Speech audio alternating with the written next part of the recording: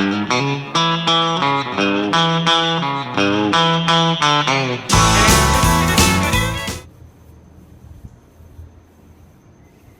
Liz, how's it going? Hey, lately my neck, shoulder, and wrist have been hurting. Oh wow, well maybe I can help you out with that. Come follow me. Alright. The back scratch test is used to assess mobility and function in the shoulder region. This is important for painters to test because they are constantly using their shoulder to perform painting tasks, such as moving up and down and while painting. This can cause an overuse in the shoulder muscles. This test is performed by using one hand to reach over the head and trying to touch the other hand together in the fist position.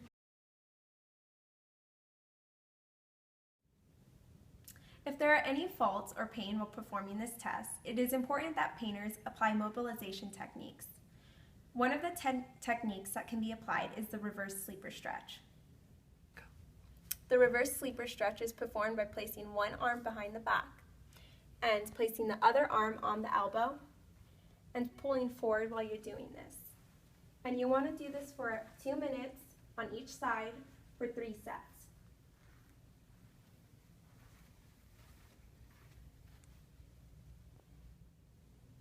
If pain seems to be associated in the shoulder still, a simple stretch can be used.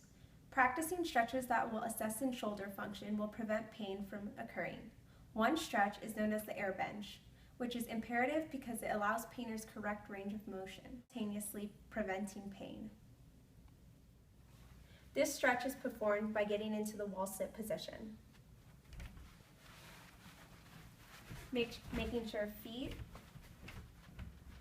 are apart slightly and letting your arms hang down. And you want to do 3 sets of this stretch for at least a minute each. If your wrist is hurting, the front rack 2 test is used to assess the movement of your wrist. So what you're going to do is you're going to raise your, bend your elbows, and then you're going to put your hands towards the ceiling. At this point, you're going to raise your elbows shoulder level. And as you can see in this movement, her elbows are pointed out and her palms of her hands went inward towards her face. Now what this means is that you're lacking full movement in your wrist area, and that's why you're experiencing the pain in your wrist.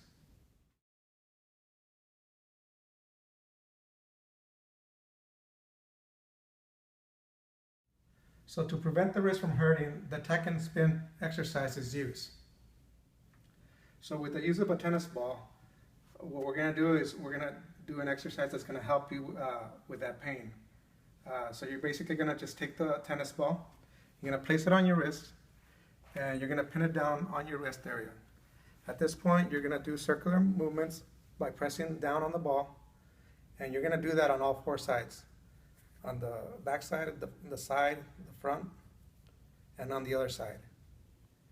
Okay, by doing this exercise, it's going to allow you to have full movement in your wrist, and at the same time, it'll help you not have no more pain in your wrist. Let's take a look at your neck. So we're going to start with the squat test, which will help identify some common errors. For the squat test, begin with your arms out, feet shoulder width apart. Now you're going to squat down. Good. And we can notice right back here that she does have her neck is not fully aligned. Next, try the deadlift. So arms out, and your feet are going to be shoulder width apart with your knees locked. And you're going to have your back and neck straight. And so now bend down to try to touch your toes.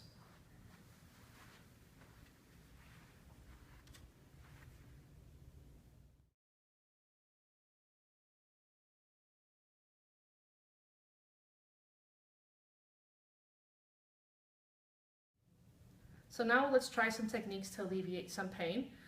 So first, you're going to bring your ear towards your chest, and this will help alleviate pain. Now, if I place my hand here, I can add resistance while she pushes into my hand. So using a ball will also help alleviate some pain. So we're going to take the ball and place it right behind on the neck, and we're just going to roll it here in the area. Good, and it could also be rolled on the sides as well to help with the pain. Another technique is bringing your chin to your chest. And this will also help alleviate some pain. Okay, Liz. So today we tested some of your function and mobility in your wrist, your shoulder, and your neck. And so with the test, we figured out how you performed, and we improved these performance with a little bit of exercises with mobilization techniques. And those will help relieve pain and also help you with your job. And we also went over some pain exercises that will help you in general and just to help relieve that pain that you feel when you're doing your task.